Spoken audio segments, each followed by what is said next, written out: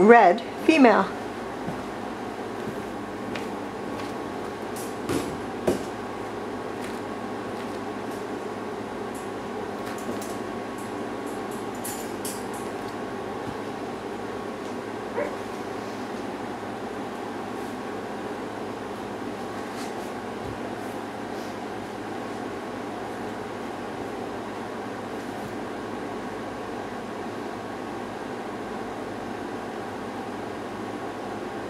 Hi.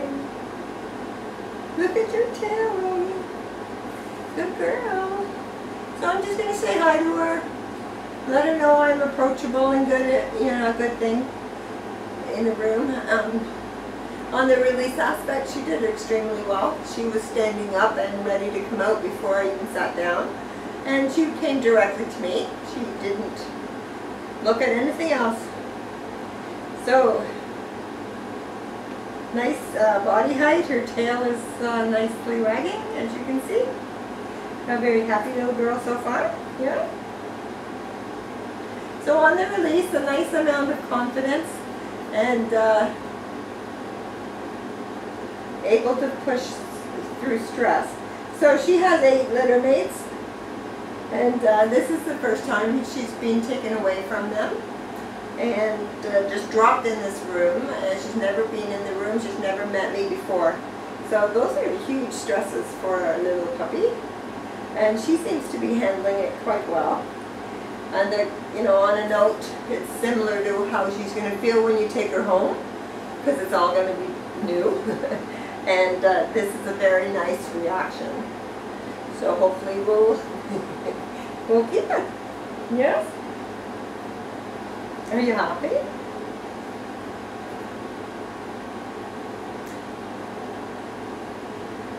So, on the interaction portion of the test, she's happily licking my feet. Ah. Should she start to use her teeth, remember to do your no teeth on skin exercises. It's very important at a young age that they understand. Yeah. And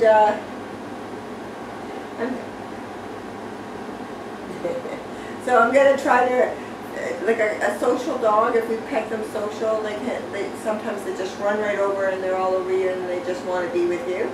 And then like there's also a social dog who's just a little bit more dependent on you, and they stay with you because they feel safe or they're relying on you. So this little girl is just a social girl. She's not relying on me, and I say that because she's not sort of on my lap shutting down. Like she's happily investigating me, and she's all over me. So that's a lovely social side. Now I am quite close to that tent.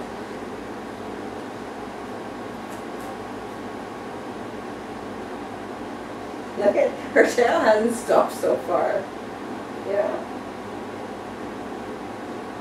So what I am going to do is like really stop talking, because sometimes my voice makes her stay here. So I'm just going to stop talking and see if she actually leaves to look around, which she already has.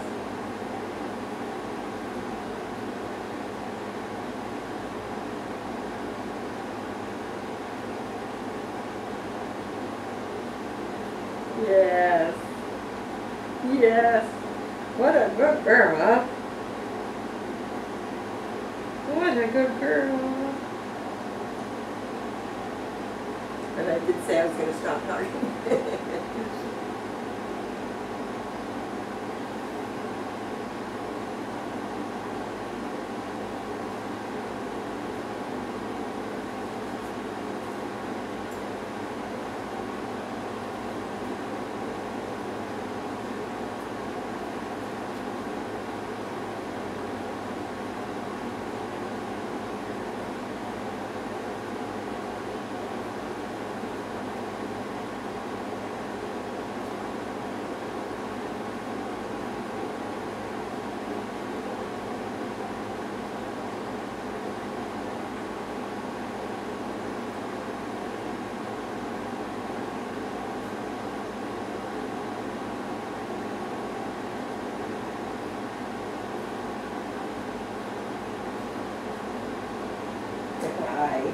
So what a lovely, well-balanced puppy. I think she's a beautiful 50-50 mix of social and environment.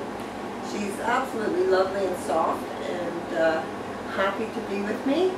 And she has a healthy curiosity of her surroundings. And her, you know, even when she's with me, her tail doesn't stop, and it is wagging when she's going around. She's not overly concerned about these things. She's just checking them out. You want to do something? Yeah? You are leaning more social. So I'll still say 50-50, but the social side is lovely. She's nice and happy, soft, wants to be with you. So what a lovely little combination. Yes? So I'm going to start walking around, and my goal here is another social or environmental test, really. Is like, does she follow me, or does she ignore me? She knows exactly where I am, this little girl. Good girl. So, pegging social again. Very good. So, that being said, for the exercise, she's showing a more social side. I don't really have to, like, she's coming and going nicely on her own. She's looking at that, playing with the balls, coming to me when I move. Puppy, puppy, puppy. Coming when I call. What a good job. Like, that's very responsive for a little puppy. That's, again, the social side. Good girl. Good girl. Are you coming? So it's not too early to teach her to start the come exercise. She's not too young. Lots and lots of praise when she comes. If you need to, you can introduce treats to reward. But you can see that she's quite interested in where I am, which is great, because the end result of this exercise is to build a bond. So you would do like this size of a room and then maybe make it bigger. I'm going to say she's just getting more excited. She didn't bite my feet. She thought about it. And then make the room a little bigger with different toys. And get her to understand when you call her to come, and get her following you. Ow!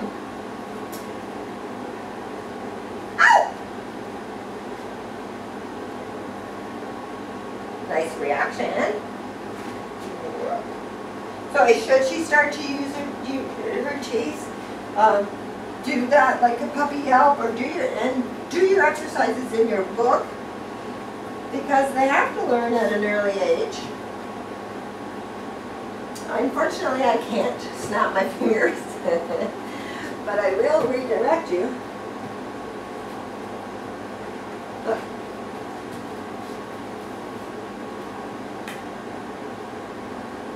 Yes, get that ball. Anyway, it's going to redirect her. Yeah, so, look. Oh no, you're going to collapse it. So make the room bigger and switch out the toys, and then do it in your backyard where there's like noises and squirrels and more stimuli, and build on it. And do that before you take her to you know, a big open space or a park or a picnic. Ideally, you want your dog to be able to go and play with other dogs, but always sort of out of the corner of their eye, know where you are, and come back and check in on you, and then go off and play. That would be ideal. And you get there by teaching her in this kind of exercise to pay attention to you. So when you go to a park, you don't want to be chasing her. You want her to also look for you. That's basically it, right? So she's done really well here. She's more social. and shouldn't take long at all. And I mean, really, I've done it for being with her for 10 minutes. So you can get the, sounds like a lot of work, but it's not. You were getting a little excited. So after running and playing, I'm just going to pick her up and hold her and see what she does. And I'm testing her patience and tolerance because basically she has vets and grooming and hello. And you also can't be with her 24/7, so she has to learn to be patient and wait for you. And the tiniest of little wiggle, and I think she's just trying to get comfortable. So very, very good. Indeed, her body was quite limp and soft, and she's not worried. She's exactly the way she was before I picked her up. So excellent job. She has a nice level of patience too.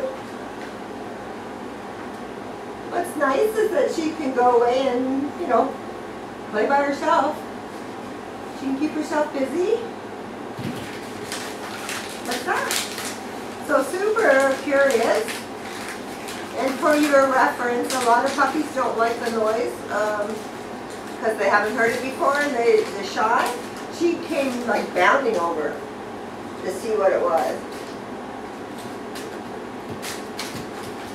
Puppy, bring it here. Puppy, bring. Very good. Ready? Oh, did we lose sight of it? She goes, what are we doing? What are we doing? Look, this one. This one. Yeah. Oh! Right now my hand is more exciting. Look. Ready? Oh dear, you did so well. Look. So right now she's following my hand. I can't seem to get her to... Ready?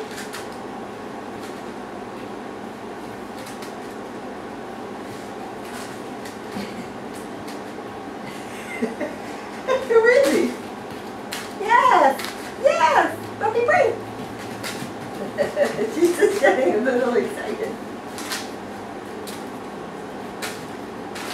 Puppy, bring! Bring! Oh dear. Very good job. So, like, it's basically there. She's just gotten a little bit excited over the whole play. But it's a great bonding exercise. And it's good physically.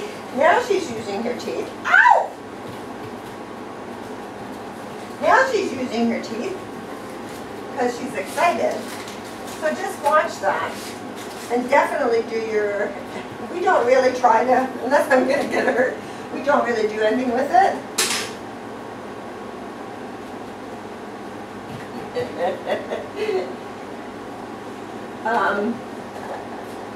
But definitely work on that. She has to learn at a young age, not that it's not acceptable. Here, look. What's this? Look.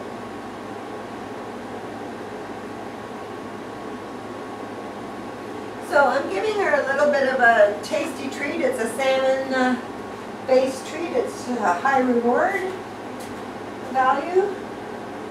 And we basically do a treat test to see how they react to a high quality treat because you don't want them to be so excited. We don't want them to be overly excited about the treat. You can imagine how hard it would be to focus if all she wanted was that treat and you're trying to ask her to sit or stay. So you want to set her up for success. Look. I gotta make you see it. Smell it at least. So that was pretty quick. So a puppy that would lose focus would generally knock the cup off it, but continue to play with the cup and almost forget there's a treat. So she did really well. It was really quick. She saw it. She knew exactly what she wanted. An extremely easy task for her. And she seems to be quiet enough. So I will say that just watch her. Should she get overexcited, go back to lowering the value and find something that she understands is a good treat, but doesn't send her over the edge. So it's a hard gauge here because she's been building excitement the whole test, and she's off. So this has nothing to do with the treat.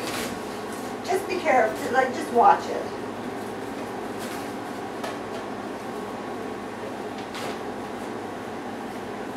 This little girl is really good with toys, and she's playing by herself, which is a nice quality. You might want to like switch your toys around because she might get bored. So you know, give her some morning toys and some evening toys. Whoa! Maybe take her to agility. You can't destroy the tunnel. Yay! Go in! Yay!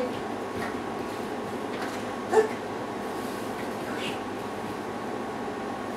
Go in!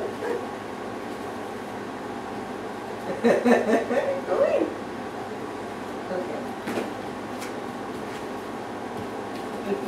Not all the way in. Oh, you're quite happily looking over there.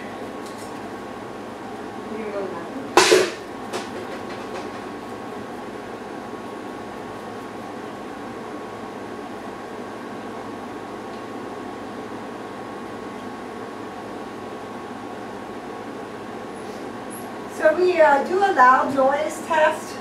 That was from behind. It was totally unexpected.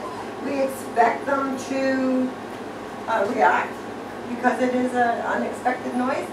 But it's their recovery that's really important.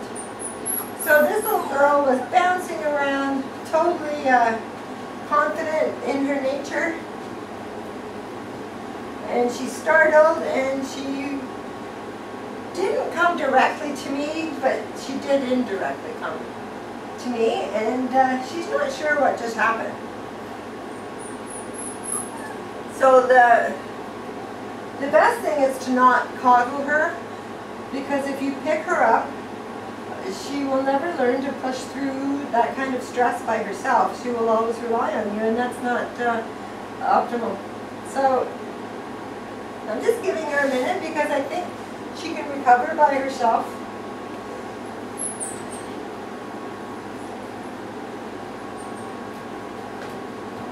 So what you would do is just get her moving forward and totally just change your mindset.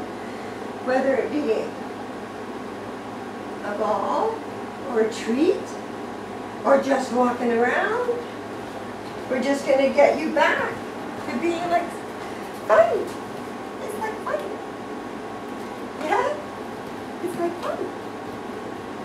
So you can see that she's still sticking to me, but there you go. Go.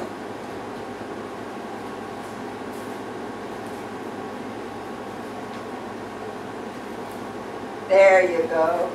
So not bad at all. Like, it was a pretty loud noise. I try to make it as loud enough to make an impression, but sometimes it hits really hard. So she did really, really well actually on that. Again, in reference, a lot of puppies would wonder where they were brought in, like the door. Or they would just come to me crying and lay down and shut down, and they won't move at all. So they're so upset. What's this? So she did really well. Let me see. See how confident she is? Like, a lot of puppies do not like this movement. And her, it's just, let's play. Let's play with it. You know?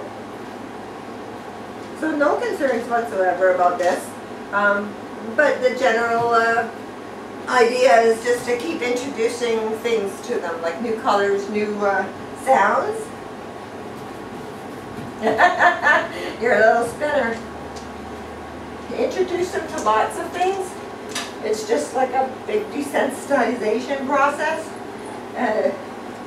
Introduce the correct way, like nice and quiet and playful, and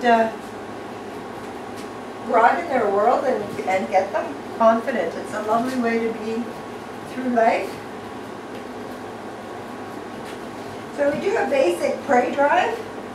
Now this little girl is connected. I was speaking and she was already on it. I didn't even see her. But she's taking her time to actually catch it. She'd love it. Because she's got it.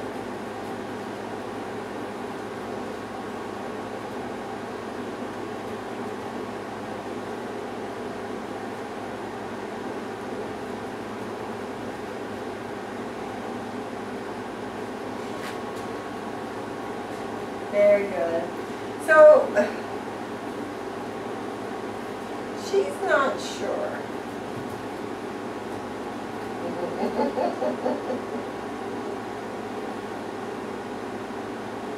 I'm actually doing quite a bit of enticing. So once she got it, she doesn't really care if she gets it again.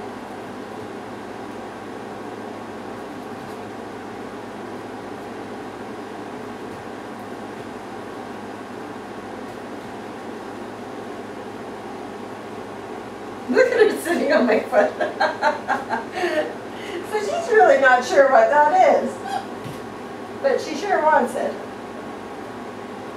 So the prey drive is innate. They're born with it.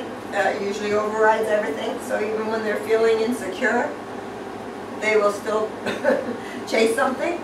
So it's important to do those watch me and drop it and leave it type exercises. Just to sort of keep them out of trouble, being able to redirect them back to you, and hopefully they don't jump into a bush and come out with a porcupine or something. Yeah, she's pretty tugging on it now. So, you know, from start to finish, she's been a little confident. She's got a little bit of a prey drive.